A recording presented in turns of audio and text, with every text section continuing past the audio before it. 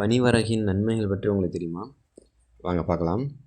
அதாவது வரகு அரிசி அதே 2 வகையாக இருக்குது. அதில் நம்ம நார்மலாக எடுத்துக்கக்கூடிய வரகு அரிசி ஒன்று, இன்னொன்று பனிவரகு அப்படின்னு. இது என்ன டிஃப்ரெண்ட் அப்படின்னா, இது அதிகமாக இதுக்கு தண்ணி அப்படிங்கிறது தேவையில்ல. விவசாயி யார் இருக்காங்களோ, அதாவது இதை பயிரிடக்கூடிய நபர்கள் இதை சும்மா மண்ணில் நம்ம விதைச்சிட்டு வந்துட்டோம் அப்படின்னா அதே போதும். தினமும் காலையில் வரக்கூடிய பனியில் இருந்தே அது பொழைச்சிக்கும். மறுபடி அறுவடைக்கு மட்டும் மட்டும் போதும்.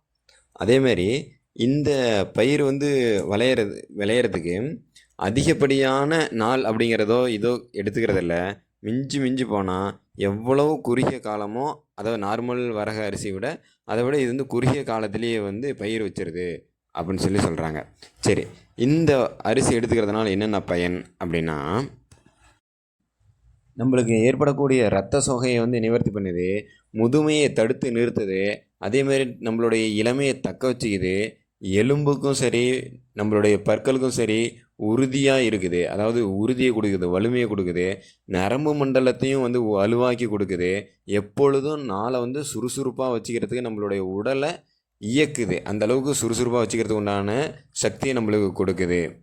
அதே மாதிரி இதில் இரும்பு சத்து, கால்சியம், நார் சத்து, புரதம் இந்த மாதிரிலாம் இருக்குது.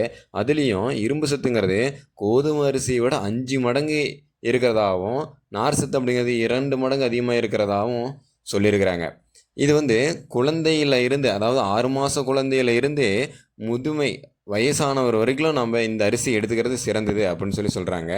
இந்த அரிசியை எப்போ அப்படின்னா, இரவில் மட்டும் கொஞ்சம் தவிர்க்கிறது நல்லது, காலையிலையும் மத்தியானமும் எடுத்துக்கிட்டால் நல்லது, சிறப்பு அப்படின்னு சொல்கிறாங்க. அதேமாதிரி இதை வெயில் காலத்தில் மோர் கலந்து குடித்தோம் அப்படின்னா உடல் சூட்டை தணிக்கும் அப்படிங்கிறதும் சொல்கிறாங்க. இதை எப்படிலாம் எடுத்துக்கலாம் அப்படின்னா, நார்மலாக நம்ம எடுத்துக்கக்கூடிய சாதம் மாதிரியே இட்லி, தோசை, உப்புமா, அப்புறம் முறுக்கு இந்த மாதிரியும் எடுத்துக்கலாம்.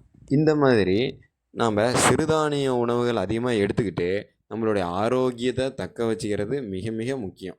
அதனால் ஆரோக்கியத்தையும் சரி நம்மளுடைய உடல் எல்லாத்தையும் சரி பாதுகாத்துக்கிறதுக்கு ரொம்ப முக்கியமானது சிறுதானிய உணவு.